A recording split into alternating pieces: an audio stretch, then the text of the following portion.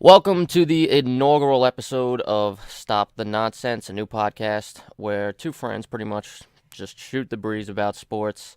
I'm Jonathan Picarello. Up in Massachusetts is Mike Wimmers. What's going on? All right. Obviously, we're going to touch on everything in this podcast. We're going to go football, baseball, hockey. Mike's a big MMA guy. We're going to be talking fights. We'll even mention golf because we're both Tiger fans. And we definitely want to see him get that next major next year. But for now, we're coming off a weekend, the divisional playoff in the NFL, and for me personally, it was very underwhelming. Yeah, all four games basically were a snooze fest in my opinion. Maybe the Saints-Eagles game was the only exception there, but besides that, very boring weekend of football. Yeah, the Saints-Eagles, you know what? Let's just start at the beginning. Let's start with the Colts-Chiefs. That was the first game of the weekend. And the weather, when I saw the weather, that it was snowing, I immediately said, damn it, I took the over. Because with a dome team in Indianapolis going out to Kansas City, I thought they'd be able to cover. I really like that Indy team. And just a side note, this is only the beginning for them. Frank Reich is a first-year head coach. They're young. They have, in my opinion, the best offensive guard in football, and Quentin Nelson. They totally rebuilt that offensive line because Andrew Luck, you have to keep him upright. It goes without saying the quarterback is the most important guy on the field, but this guy couldn't stay on the field because they had a horrible offensive line. And if you remember Jim Irsay a couple of years ago, not Jim Irsay, the GM who I believe they since got rid of, who said that he has to change the way he plays. And it was like, no, actually, you got to do your job and protect this guy. But they go up there, and they really just blew opportunity after opportunity. They could never get anything going, which shocked me because Kansas City's defense was nothing to write home about all year. No, I agree 100%. I thought it was going to be a shootout also. Marlon Mack emerged as a player that they originally drafted that they thought he would be a superstar, and he actually had a breakout year this year, in my opinion. T.Y. Hilton had... What did he do? Did he have like 80-something yards, I believe? He did. He had the one touchdown Yeah. late in the game, which gave a glimmer of hope for like 30 seconds. Yeah, so I thought he was going to be more of a difference maker in the game, but yeah, I don't know. They just didn't really show up, and Kansas City just kept rolling through like they've been doing all year. If I would have told you before that game that Patrick Mahomes would not throw a touchdown pass, I think we both would have thought that would bear well for the Indianapolis Colts, but it didn't. They ran all over them. Mahomes he's special. He might be unlike anything we've ever seen as far as his physical talent. I'm a Rodgers guy, being a Packers fan, but I watch Mahomes play, and I can say he does things that consistently, like we've seen guys do things like that, but he does it consistently where you just go, this guy is a cyborg. Like the arm angles, the speed, it's incredible. He's a freak. That's it. He's a freak. Plain and simple. So I got to stop picking against the spread. We both made our picks in the blog over the weekend, and I went 3-1 picking winners, and ironically or coincidentally, the one that I got wrong against the spread, the one I got right against the spread was the team where I picked the Eagles, but we'll get to that. After Colts-Chiefs, we had what was my favorite game of the weekend. Well, actually going into the weekend, the one I was looking forward to most, Cowboys and Rams. Again, I really expected that Cowboys defense to be better. The defense on the Cowboys just really emerged this year, becoming one of the top units in the NFL. And I thought giving them 7 points, I really thought I was stealing money. It goes to show that I really have no idea what I'm talking about when it comes to gambling, because I could not be more bored watching that game. That might be the most bored I ever was watching a football game. But I do have to mention that I believe it was the second quarter, on that third down where one of the worst calls I have ever seen took place, where offensive lineman Lyle Collins holds Dak Prescott as Prescott backs into him, and the officials call it dead and say he's in the grasp and it's a sack. What are you watching? Clearly, they are not very good at their jobs. And they haven't been all year. This is No. one of the worst years for officiating. It's almost like replacement ref error all Ooh, over that again. was bad. That was Bad. That was horrendous. the fail Mary and bad memories. Yeah, not a But good look. Dallas just looked completely overmatched the whole game. It was. I did not expect LA's defense to play like that because I thought that with the Dallas offensive line playing how they played against Seattle, that Ezekiel Elliott would be able to run all over that defense. That defense had allowed I think they were. I should have wrote this down. They were in the 20s. They were the 22nd or 27th against the run. They were not good against the run, but they stopped it in this game. There was the fourth and one. They shut Zeke down 47 yards, I believe. Yeah, that's not Total? going to get it done. No. Not for Dallas. Not when Dak Prescott is your quarterback. So that surprised me because the Rams' defense as a unit this year has been a little disappointing. I thought they would be a lot better. On paper, they should be unbelievable. Yeah. Yeah, and both on the line, secondaries, all of it. And Marcus Peters. Well, I want to say something about Marcus Peters here. Marcus Peters is an incredible talent. I But agree. for most of this season, he has not played well. And in fact, he's been just flat out bad at times. And he's doing a lot of talking going into New Orleans, which is fun, which is cool. I don't understand why we sit here and we scream for players to be honest and to be real, and then when they are, we get mad at them. He expresses himself, but Yeah, it's a double standard. You want people to have somewhat of a personality, and then when they do show a personality, people get all up in arms. yeah, I don't want to get political, but there's a reason for that. Yeah, we can leave that. We can leave that alone. But Sean McVay, I mean, what can you say about this guy? Everybody, he's been just looked at as this quarterback whisperer. This guy could flat out coach because they just executed a game plan to perfection as far as running the ball. C.J. Anderson? Where the hell did he come from? Where did C.J. Anderson was left for dead. He left Oakland and we thought it was over. His career was done. And now he's got, 4 touchdowns in the last 2-3 weeks? Yeah, it's a nice little revival for him. And it's needed because Todd Gurley's banged up. Yeah, he's not 100%. He's not 100%, but obviously limiting his snaps is going to help. He's going to be fresher throughout the game.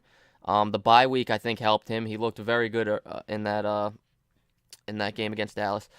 And I think that Sean McVay, the one thing that worried me about the Rams coming into the game was that as good as they've been over the past 2 years, they hadn't proven anything. They fell flat on their face against Atlanta last year in the playoffs. Which is why I thought they would repeat that against Dallas this year. Because I still thought they weren't ready. A lot of people felt that way. I thought they would win. I did not think they'd win that convincingly. That was impressive, and it certainly gives us something to think about when we preview the NFC Championship. I agree. All right. On to the third game of the weekend, which was Sunday afternoon. When are we going to stop? When are we going to just stop doubting the New England Patriots? I fed into the doubt. A lot of us did. I fed into it. I thought this was Rivers' chance. I thought he was going to do it this year. I can understand that because I'm a big Phillip Rivers guy. I like Phillip Rivers, and it's not his fault they lost that game. Let's just get that out of the way.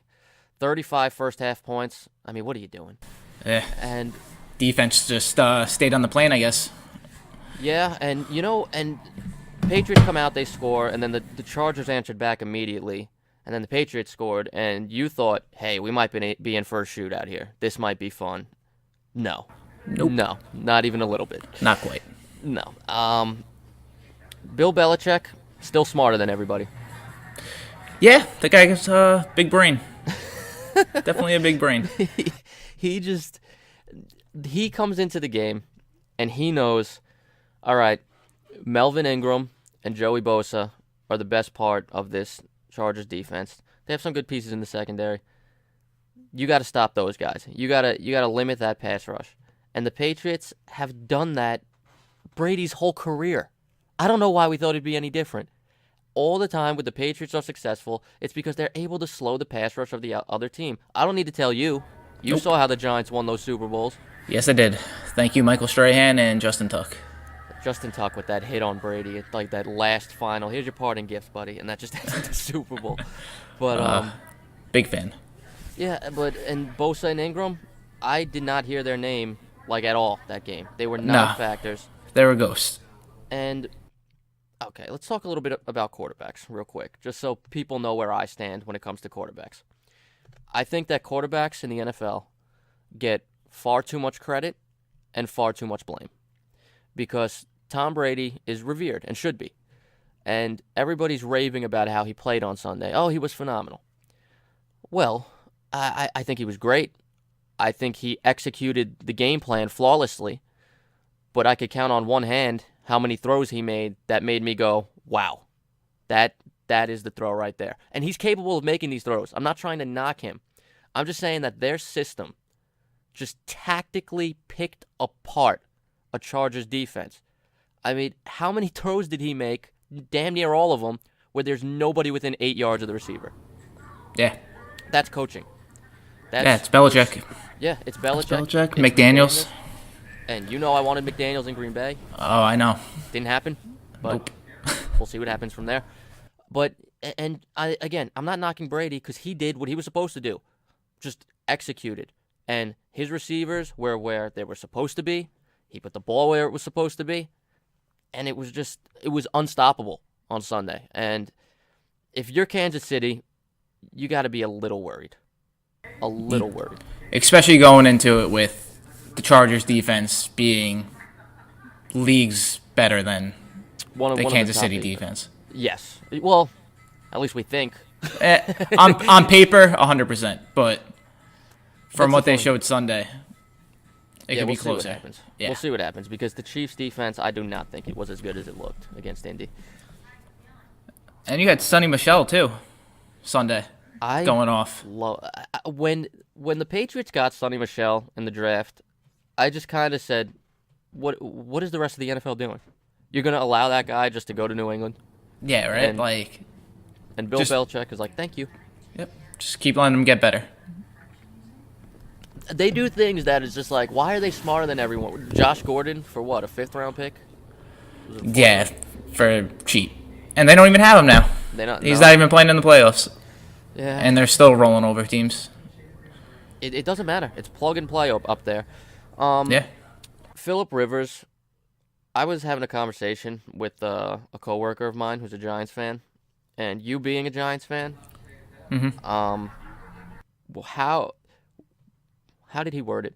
Going back, and obviously the Giants drafted Phillip Rivers, traded him to San Diego for Eli. If you could go back, would you have done it differently? I don't know. I think I'd keep it the same. Okay. Phillip Rivers, undoubtedly, great quarterback. Mm-hmm. But come playoff time, it's the team around him, so he can't get all the blame, but they just fall flat every year. Maybe Eli, and this is a kind of a hot take because he's never been really seen as a phenomenal leader, but maybe he is. Maybe come playoff time, everyone else is ready to go, and he just leads those guys. Yeah, he's just kind of one of those quiet guys that sits in the shadows, basically. Jeter. He's not very outspoken. Yeah. Yeah. It plays in New York. Well, winning plays in New York. Yes. And that's what it comes down to. And Eli certainly has brought 2 championships to the Giants. He has. In years that they weren't expected to do anything. No. Those wild card teams finding a way. Yeah, we're not going to talk about 2011. All right. Sorry. All right. So then let's move to the game that was easily the best game of the weekend as far as being competitive, and that was the Eagles and the Saints. In our blog, I picked the Eagles to win. Really, I didn't really think that the Eagles would win, so to speak.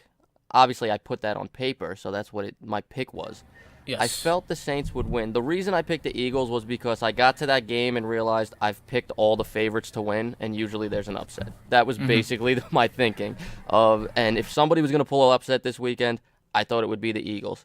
One of my reasons was because the Saints sat Drew Brees in Week 17, which gave him 2 weeks off with the bye week. And we just mentioned 2011.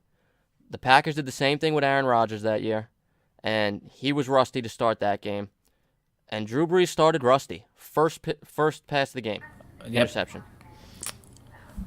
I thought the Nick Foles magic was going to start taking over from that point on. Especially after the touchdown to Matthews. I was Yes. like, oh, my God. I'm like, wow, they're going to do it again. Yep.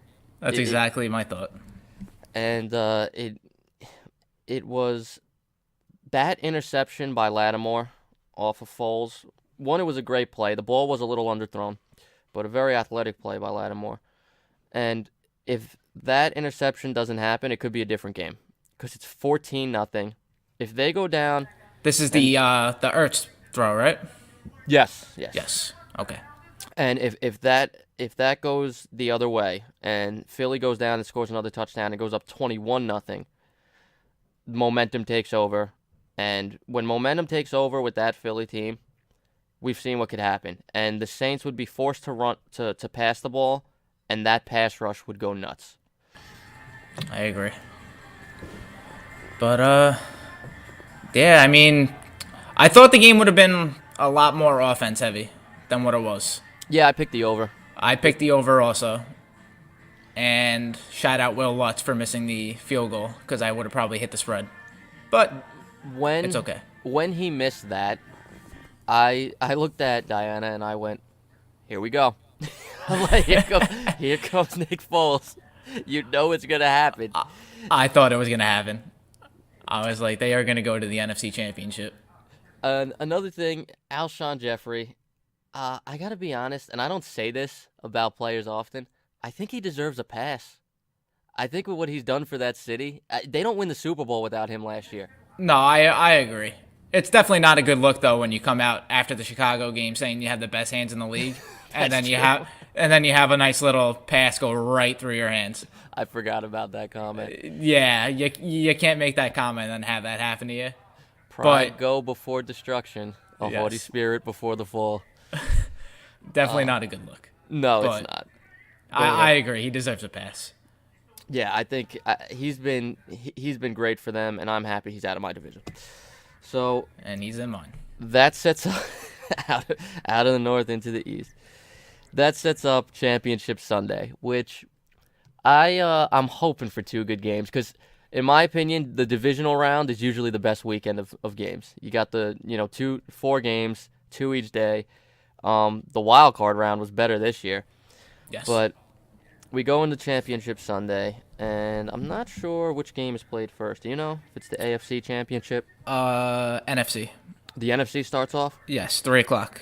3:00. Oh wow, that's right. I forgot they do those midday things. All right, so 3:00 down in New Orleans, where the Rams will travel to the Superdome and play the Saints. The Rams are getting 3.5, and the over/under is 56. So I'm gonna throw it to you. You tell your feelings on this, and then make your pick, and then we'll come back to me. I am going to go with New Orleans for this game. I believe that Drew Brees is going to pull it off You're taking them with the points as well? with the points as well. Laying the 3.5. Yes. Yes. It was a shootout when they played in the regular season. Defense wasn't there. So, I honestly believe that Drew Brees and the rest of his supporting cast, Alvin Kamara, Mark Ingram, Michael Thomas, who was a monster against Philly. Michael Thomas is Absolute monster against Philly. I mean, you talk about a guy, him and Breeze remind me of that Rodgers-Nelson chemistry. Where It's they're just disgusting. picking people apart. It's disgusting. It's like Philly had zero answer for Michael Thomas on Sunday. Zero. Not many teams have had any answer for Michael Thomas You all can't. year. 125 catches in the regular season? It's absurd. It is. It's absolutely absurd. But I honestly feel like the Saints are going to be the team to win the Super Bowl this year. And then I think Drew Brees rides off into the sunset and calls it a career. Really? That would be After a year like this? I think so. Guy just turned 40 today, I believe. Yes, it is. Happy birthday, Drew. Happy birthday, Drew. Wow. But- Yeah, I don't know. I mean, what else has he really had to prove? Broke a couple records this year. I wish my I dog mean, would stop barking. It's coming up on the screen. Yeah, he's unbelievable. Him and Peyton are like a perfect marriage for yes. that offense. You can see they have a great relationship. Um, I don't know if he'd retire. He might. He might. He's a different kind of guy. So I could see him just saying, "I've done what I have to do," and walking away. Yeah. And the Saints are ready to hand it over to Taysom Hill. I mean, Peyton loves That Taysom guy does Hill. everything. He does. He's an all over the athletic place. freak. Yeah, the Packers let him get away. I'd like to have him as he the had backup. he had the fake punt for the first down on their own 30. Dude, Talk like, about balls, Sean Payton. I knew that was going to happen. I Yeah. knew that call was coming. And you know what? I'm not killing the Eagles because they were in a decent formation to stop it. I mean, he just got it. But, yeah, I mean, special teams annoys me because my team sucks at it. But, all right. So, Sean McVay versus Sean Payton. A battle of two of the best offensive minds in the game. I personally think Peyton is the best offensive mind in the game.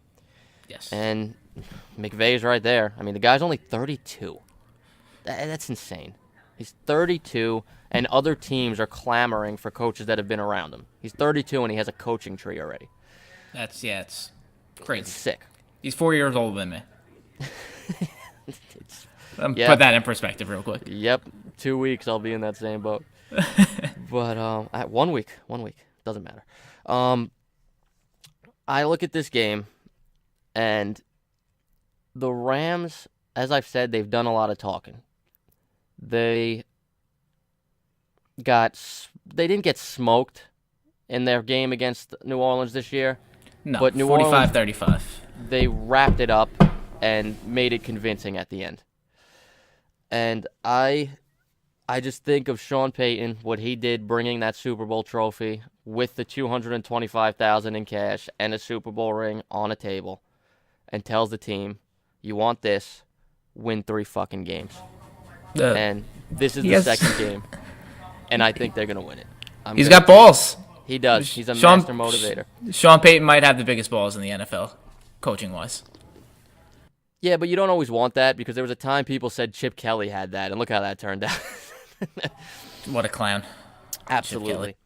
So I am going to go with New Orleans. I'll lay the 3.5, and I'm taking the over because I think the Rams are going to make this a game. Yeah, I believe it's going to be way over. I can see the same thing. I can see the regular season game and it playing out the same exact way. 45-35, something ridiculous. Yeah. And we deserve that as football fans after what we endured this weekend. After seeing a Colt get a sack on 3rd down, then walk over to the ref and pelvic thrust right in his face for a penalty. What the hell was that guy And thinking? not just one pelvic thrust. I mean, he went after it for like a good 5 to 7 seconds. Obviously, we all think of the Key and Peele skit with Hingle McCringleberry. You get 2 pumps, that's it. But what the hell are you doing? You're getting Yeah. killed by 20. Walk to the sideline. He had 2 pumps and a whole lot of gyration. Ridiculous. What an idiot. But yeah, give me New Orleans. I'll take the over. Looking forward to it. McVay Yeah, versus it Payton. should be a great game. Then, later that night, where I will be sitting with a beer and watching Tom Brady walk onto the Kansas City turf, where it is calling for, I think Schefter reported, an Arctic blast, where snow is a possibility, frigid temperatures, and anybody who knows New England knows they don't care about that at all. It doesn't mean anything to them. Nope. It gets cold as balls up here. Yep. I can tell you from experience. And New England's getting 3, which basically means it's a pick 'em because it's in Kansas City. Yes. I'm going to tell you my pick right now. I'll take Bill Belichick getting 3 points against a guy who, albeit is a good head coach and a great play caller, routinely forgets that football is played with a clock. We've seen it time and time again. Yes, we have. No pun intended.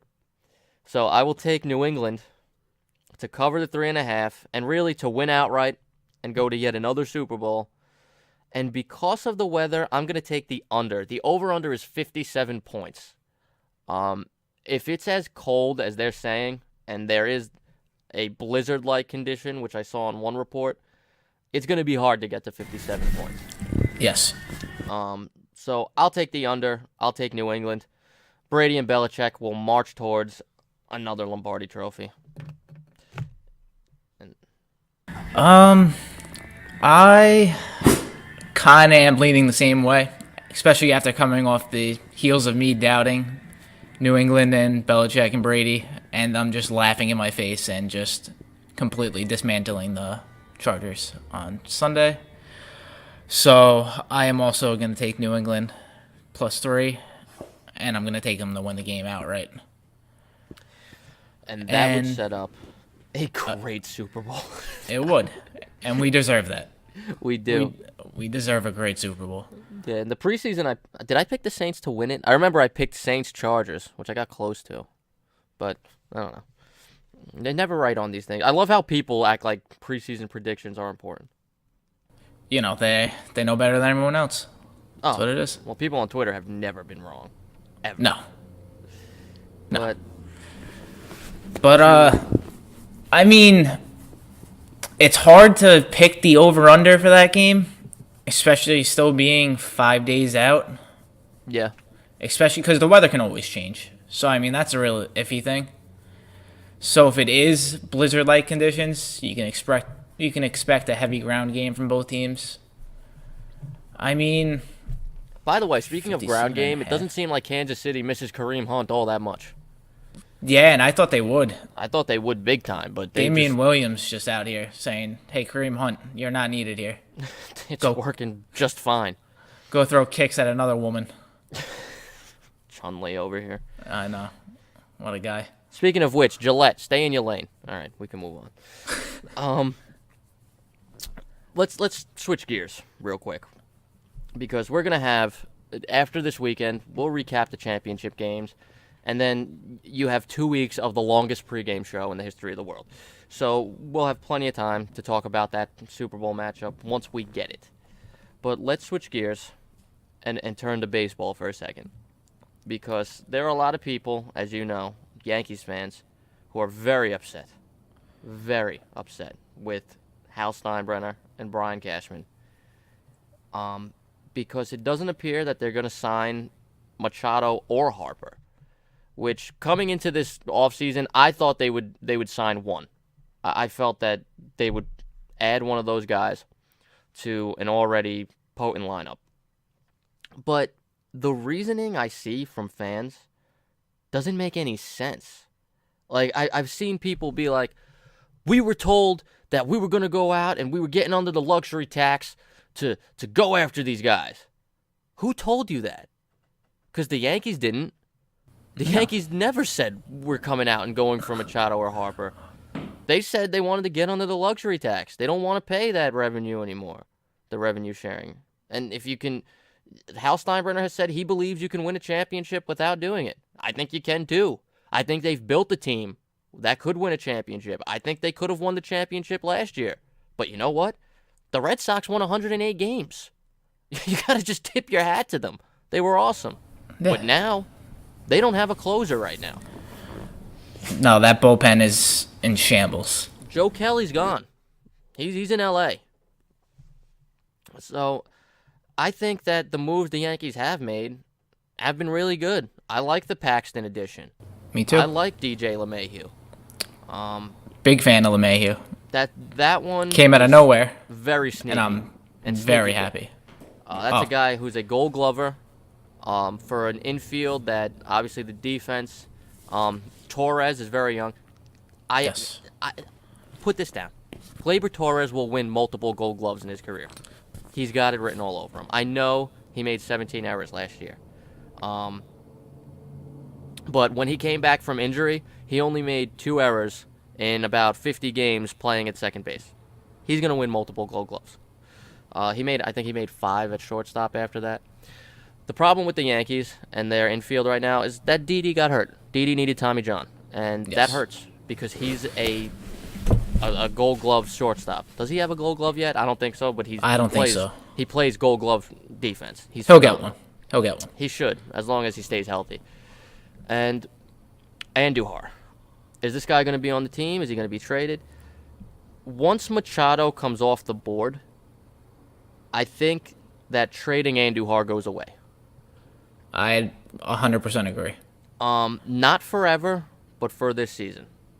Yes. Because there is a beast lurking in the woods for free agency next year. Nolan Arenado. God, I would love that. God, I would love that. But I look at this Yankees team. I'm very happy with it. I loved bringing back Britton.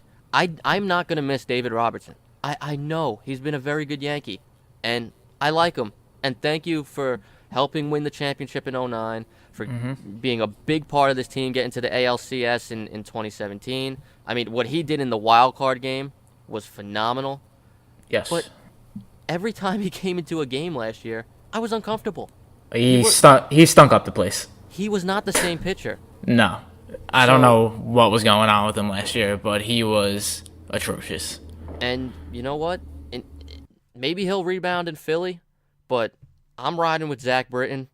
We've still got Chapman, still got Betances, still got my guy Chad Green. Maybe Canely rebounds. I think that they could still sign Ottavino. The rosters aren't final. No. It's January 15th as we We speak. we still have 3 months. I don't remember, last year with JD Martinez, but seeing this many top free agents still on the board this late. Yeah, I mean, there's a lot of people out there still. You still got Keuchel out there, Ottavino. And you haven't heard anything about Keuchel. Which is crazy to me. I mean, he's That guy's just sitting there. and he didn't have a great year last year, but he's still a solid left-handed pitcher. You can do a lot worse than Dallas Keuchel. Yeah. Maybe Cashman moves Sonny Gray and then brings in Keuchel. Who knows? We don't know. But sitting on Twitter and chastising people who I assure you know a lot more than you about the game, you look like a jackass. And I just want to put that out there. There's Yankee fans that never even heard of DJ LeMahieu. I know. They don't even know who he is. Who is this guy? DJ LeMahieu? The You know how many tweets I 2016 saw like batting champion? That guy? that? Yeah. It goes back to, we used to talk about on our group of friends that New York sports fans live in a bubble. Yeah, they don't know what's going on. We can go back to my meltdown when Rangers fans were devastated that Stu Bickle got waived. And I went on one of the biggest rants of my life. But he took a face-off to start a line brawl. Never forget. Stu Bickle. We ain't no pickles. Give us the Bickle. Fucking guy. I don't get it. Our fan bases attach themselves to the most arbitrary the players. dumbest players. It doesn't make any sense to me. It's just, I don't even know. It hurts my head. It hurts everything. I'm in physical pain when I wake up in the morning. Stop barking. Anyway. Machado, where do you think he's going to end up? Because this is interesting. I honestly believe, I've been thinking it for the past week now, he's going to be a White Sox. That would make my neighbor happy. Neighbor's a big White Sox fan. I could see it, but it wouldn't speak well for him, because that would just be like, I'm all about the money, and that's fine. Unless he actually believes that they're building something there. I believe that you know what? He could be really good for Moncada. Yeah, I was just gonna bring up Moncada. Yeah, he could be good for Moncada. Giolito's got potential. Yep. The guy who is going to be a stud, and he's going to be out because he had Tommy John, because every pitcher does. Michael Kopech is the guy to keep an eye on. Yes. That he was part of the Chris Sale deal, came over from the Red Sox. Michael Kopech. I mean, if you got Kopech and Giolito was not good this year, but he had some good starts. He's still young. I think that maybe they are. Maybe they are building something there. And if he believes in it, great. But it's just he talked about winning in that interview he did after the World Series to clarify his Johnny Hustle comments, and said how he does everything he can for the purpose of winning games.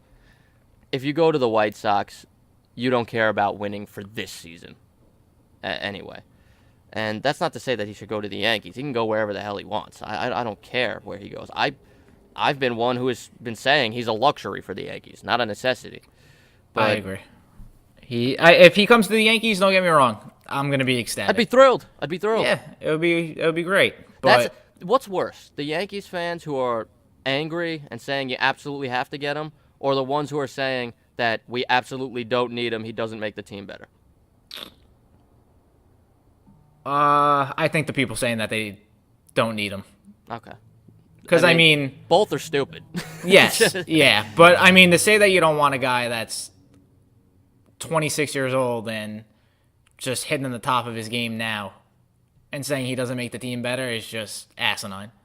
Yeah, it doesn't make any sense. I mean, which brings us to the next 26-year-old. The guy that I thought would be a Yankee for the longest time until the Yankees got Stanton, and that's Bryce Harper.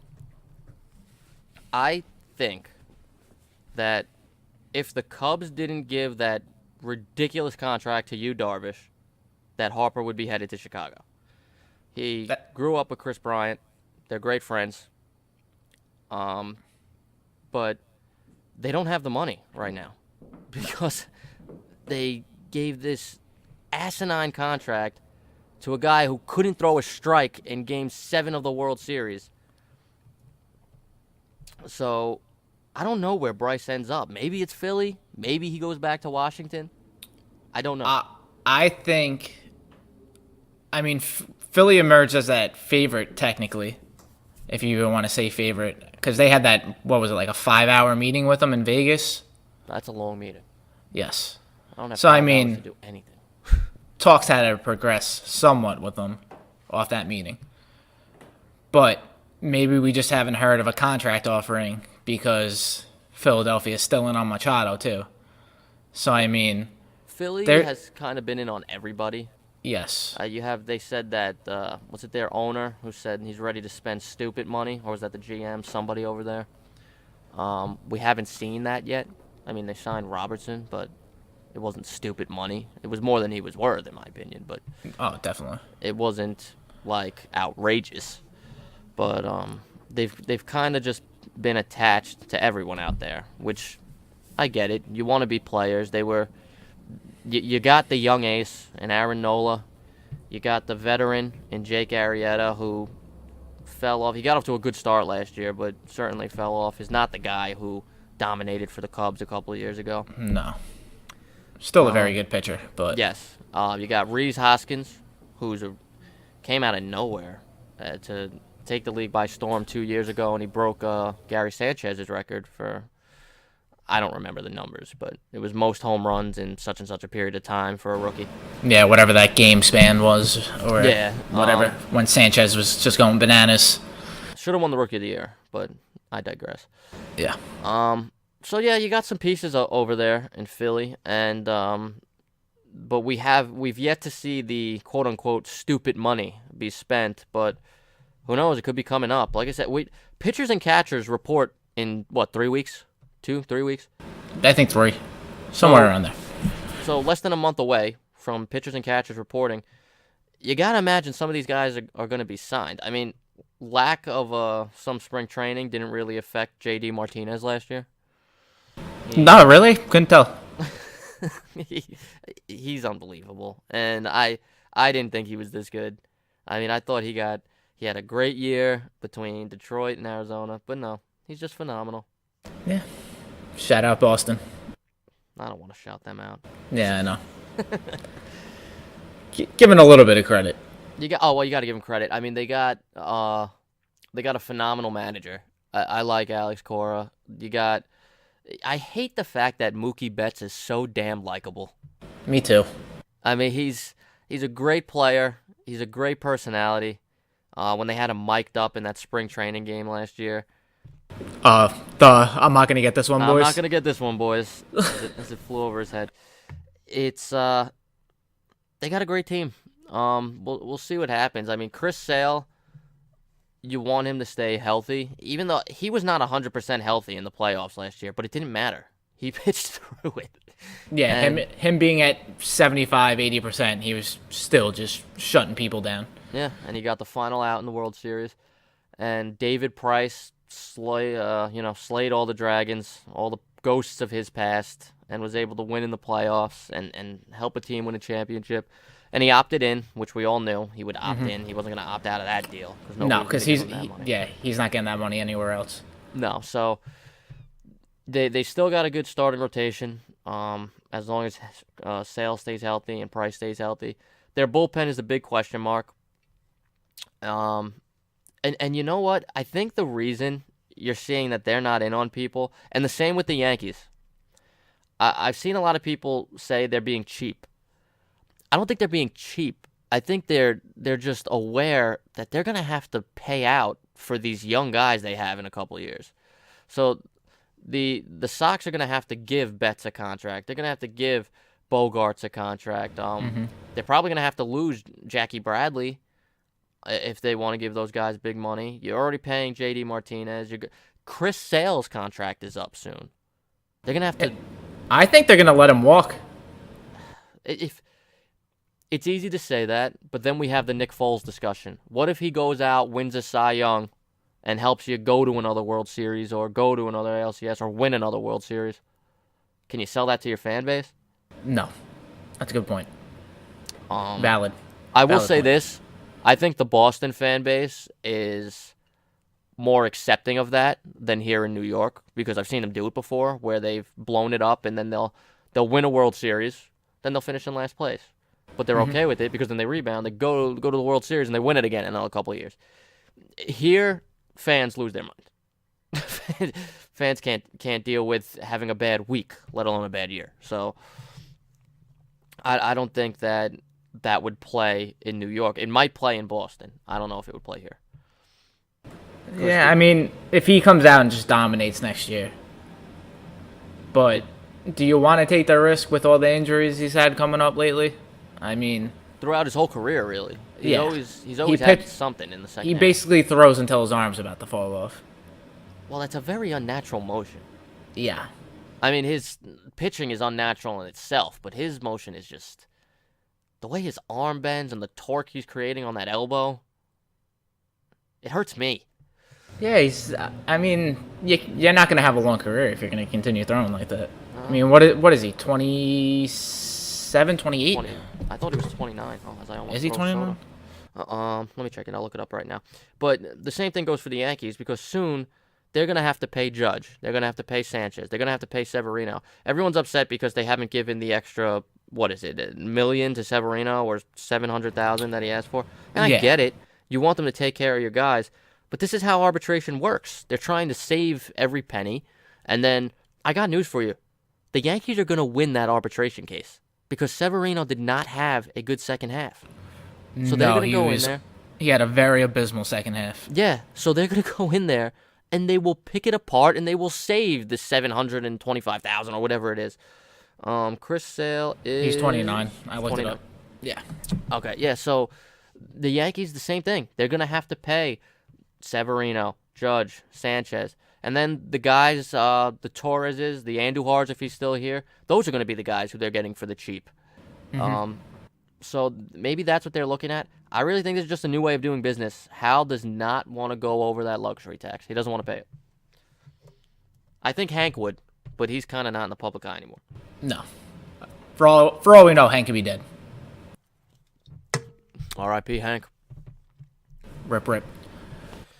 I don't want to get into the other Hank because I'm going to get emotional. But so I think we can wrap this up as a first successful podcast. We're at around 45 minutes. I think that's perfect. Yeah, not bad. Nice little snippet. Nice little start. This was fun. I look forward to this. I've been wanting to do a podcast again. If you're coming back, if you're a return listener from when I did the Crosstown Rivals podcast, which was exclusively baseball, I'm very excited to be able to talk football and hockey and everything that goes on in basketball, which we'll talk about in the playoffs because that's the only time it matters. Yeah, and me being a Knicks fan, I mean, who gives a shit? You're gonna the Knicks. You know what I don't understand about the Fucking Knicks? train wreck. What I don't understand is the year where it really doesn't matter how bad your record is the year they're deciding to be the worst they've ever been. Like, Yeah. they're tanking. They're not putting great players out there, but it doesn't matter. They don't have great players to put out there. They don't. They got Tim Hardaway Jr. Boom. That's it. That contract's looking. And he's not even a great player. Nah. Do you let Porzingis play this year? No. No? No. Because Why even risk it? I think the only benefit is, and I don't even know if this is real life, is you let him play, you show that he's healthy, and it could be attractive to potential free agents. But how many free agents choose the Knicks? Amari Stoudemire. Yeah. And there's your answer. Yep. Amari Stoudemire. And so we'll see what happens, but we'll get into it all. In the future, we're going to talk. We've got a fight coming up soon. We'll comment TJ on that. Dillashaw. Henry Cejudo. Saturday. Saturday. First And we'll- UFC fights on ESPN after Oh. them making that mega deal. Nice. Yep. Yeah. We'll get into that next week. It's going to be good. We'll recap the championship games, and I don't know if we're going to talk about the Super Bowl next week. I don't want to. Nah. I mean, we could always talk Pro Bowl because, that's such a huge thing. I don't think we're going to do that. No. I'd rather watch paint dry than watch the Pro Bowl. So I agree with that. Well, so we are signing off for now. That is Mike Wimmers. this is Jonathan Picciarello. Oh, you know what? Where can they find you? Let's start there. Where can they find me? I mean, I don't really want to give out a home address or anything like that, but I wouldn't do that. All right, yeah, that's true. But you can find me on Twitter at MikeyDubs_NY. Instagram at Mike_Wimmers, WIMMERS. And that's basically it. Check out the blog also, nottheworstblog.com. Not the worst. It's not the worst. It's not the worst. I mean, there's definitely better ones. I'm not going to deny that. But, yeah, but there's I don't also think we're the far worst. worse. Yeah, So definitely. we're not the worst blog. I'm sure we got some guy blogging about his fucking toenail growth. So, I mean, is that worse than ours? Probably. So we're not the worst. So back off. I don't like that guy. But you can find me on Twitter at JJPix13. That's PIX13. And on Instagram at John Picciarello. If you can't spell Picciarello, don't worry. A lot of people can't. All right. We'll talk to you next week. I'm Jonathan Picciarello. That's Mike Wimmers. This was Stop the Nonsense. Thanks for helping us stop the nonsense. Peace.